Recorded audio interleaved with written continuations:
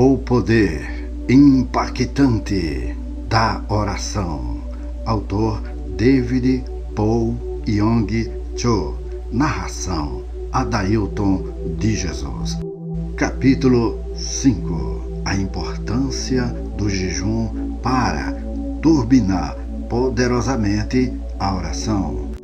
Está escrito na palavra de Deus: agrada-te do Senhor, e Ele satisfará aos desejos do teu coração. Salmos 37, versículo 4. Também nos diz a palavra de Deus: por isso vos digo que tudo quanto em oração pedirdes, crede que recebestes, e será assim convosco. Portanto, quanto mais forte for o nosso anseio em relação a um pedido, mais eficiente será nossa oração. Quando oramos e jejuamos, ficamos mais focados no objetivo, e isto ativa poderosamente a nossa fé com relação à certeza de que o Senhor, o Deus único e soberano, tem prazer em honrar a nossa fé nele. O jejum é uma abstenção voluntária e deliberada de alimentos com o objetivo de se dedicar à oração. De um modo geral, no jejum nos abstemos apenas dos alimentos sólidos, mas em algumas ocasiões nos abstemos também de água por curto período de tempo. No Sermão do Monte, Jesus ensinou aos seus discípulos como o jejum deve ser observado, e nesse ensinamento ele inclui também instruções sobre a finalidade do jejum. Nunca deveria ser feito para impressionar os outros. Tudo indica que ele acreditava que os discípulos iriam jejuar, pois disse: quando jejuardes, e não se jejuardes. Ele próprio nos deu o exemplo. A Bíblia diz: Jesus, cheio do Espírito Santo, voltou do Jordão e foi guiado pelo mesmo Espírito no deserto durante 40 dias, sendo tentado pelo diabo. Não comeu naqueles dias, ao fim dos quais teve fome. Lucas capítulo 4, versículos 1 e 2. Após esse jejum, Lucas registra que Jesus, no poder do Espírito Santo, regressou para a Galileia. Versículo 4. Pelos versículos que acabamos de citar, podemos deduzir que o fato de uma pessoa ter recebido a plenitude do Espírito Santo não quer dizer que necessariamente ela andará no poder do Espírito. Acredito que o meio pelo qual se obtém poder, principalmente poder em oração, é jejuar e orar. O ministério de Paulo também começou com jejum e oração. Em Atos capítulo 9 fala sobre isso. Ele testificou para a igreja de Corinto que comprovava seu ministério por sua disciplina espiritual nas vigílias e nos jejuns. 2 Coríntios capítulo 6, versículo 5. Portanto, o apóstolo estava acostumado a jejuar e orar. Vigílias significa noites de oração. A igreja primitiva jejuava e orava em cultos públicos com o objetivo de saber a vontade de Deus. Lemos em Atos capítulo 13 como o Espírito Santo pôde dar orientações claras à igreja. Diz assim o texto bíblico: havia na igreja de Antioquia profetas e mestres: Barnabé, Simeão por nome Níger, Lúcio de Cirene, Manaém, Colasso de Herodes, o tetrarca, e Saulo. E servindo eles ao Senhor e jejuando, disse o Espírito Santo: separai-me agora a Barnabé e a Saulo para a obra a que os tenho chamado. Então, jejuando e orando, os despediram. Atos capítulo 13, versículos 1 ao 3. E aqueles dois apóstolos, Barnabé e Paulo, fundaram novas igrejas, ensinaram aos crentes a mesma prática de jejuar e orar que haviam aprendido em Antioquia. E tendo anunciado o evangelho naquelas cidades e feito muitos discípulos, voltaram para Listra e Icônio e Antioquia, fortalecendo as almas dos discípulos, exortando-os a permanecer firmes na fé e mostrando que através de muitos trabalhos nos importa entrar no reino de Deus, e promovendo-lhes em cada igreja a eleição de presbíteros. Depois de orar com jejuns, os encomendaram ao Senhor em quem haviam crido. Atos capítulo 14, versículos 21 ao 23.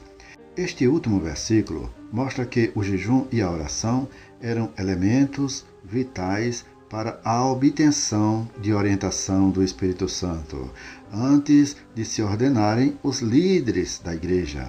O jejum, associado à oração, predispunha a igreja primitiva para ter clareza de mente e espírito, a fim de estabelecer seus fundamentos. Mas jejum e oração não apenas favorecem a clareza da mente e espírito, trazendo até nós a voz do Espírito Santo e sua orientação. Eles são importantes também para obtermos vitórias nos campos espiritual e material. Vemos um exemplo disso no Velho Testamento. Josafá, rei de Judá, recebeu a informação de que havia um exército inimigo se agrupando para atacar seu país. Era um exército composto de homens de Moabe e Amon, que se aproximava das fronteiras de Judá. Nós que moramos na Coreia do Sul sabemos o que é ver um exército entrincheirado junto à nossa fronteira. Em vez de entrar em luta, pois não tinha armamento, o rei resolveu usar os recursos espirituais. Proclamou um jejum nacional e todo o povo se reuniu, homens e mulheres, meninos e meninas, e jejuaram e buscaram ao Senhor, pedindo sua intervenção. O resultado disso foi que Deus conquistou uma gloriosa vitória. O Senhor orientou o rei, mostrando-lhe como deveria lutar contra o inimigo. Tenho certeza de que nunca houve uma batalha como aquela. Josafá designou alguns homens para louvarem ao Senhor diante do exército.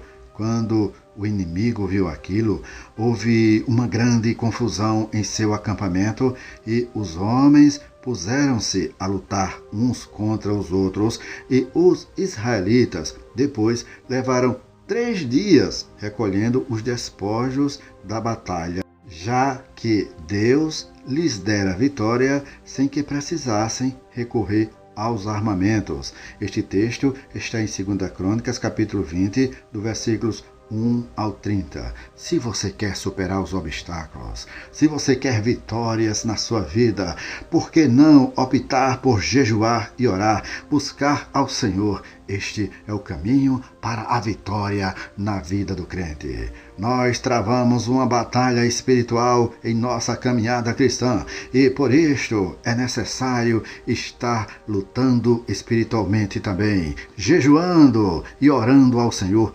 intensamente. E fazendo isto, tenha a certeza de que a vitória virá.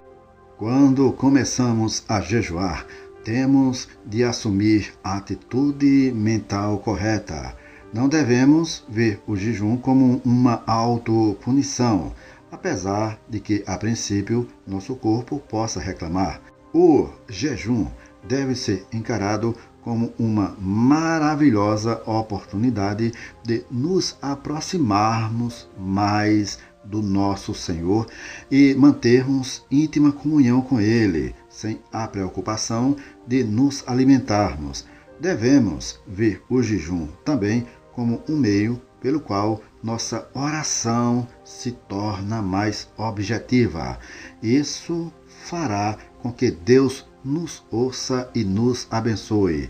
Quando encaramos o jejum desta maneira, ele se torna mais fácil. Geralmente, oriento os crentes a começarem com o jejum de 3 dias. Depois que se acostumam ao jejum de 3 dias, eles são capazes de jejuar por um período de 7 dias. Daí, passam para jejuar de 10 dias. Alguns já chegaram a jejuar 40 dias, mas não incentivamos isso com frequência. Através do jejum e oração, o crente se torna mais sensível espiritualmente em relação a Deus e passa a ter mais poder para combater as forças de Satanás. Como é que isso funciona? O desejo pelo alimento é um fator básico em todas as criaturas vivas. É uma das maiores forças motivadoras que atuam em nosso corpo, mesmo antes de nascermos. As criancinhas já nascem com um instinto natural de buscarem o seio materno. Se pudermos associar este intenso desejo natural ao anseio espiritual de mantermos comunhão com nossa fonte espiritual, o resultado é uma intensidade maior. Este é o objetivo da oração e jejum. Somando nosso desejo espiritual ao natural, podemos fazer com que a premência de nossa oração chegue ao trono de Deus com tanta intensidade que Ele nos ouvirá e atenderá.